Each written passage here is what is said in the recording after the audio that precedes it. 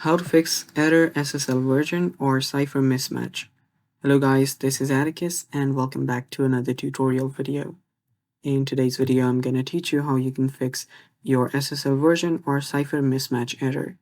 So before we begin, if you're new to our channel, head down below and hit the subscribe button so you don't miss out on our future videos. Also press the bell icon so you get notified when we release our new videos. Now let's begin.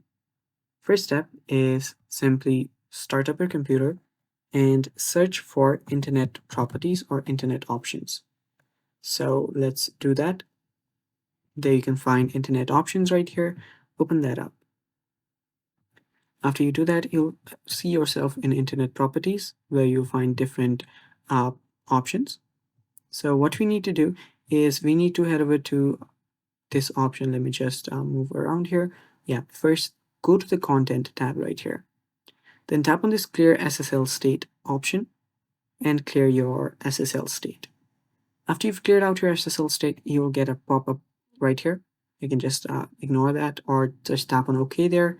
And finally, you'll need to head over to this advanced section.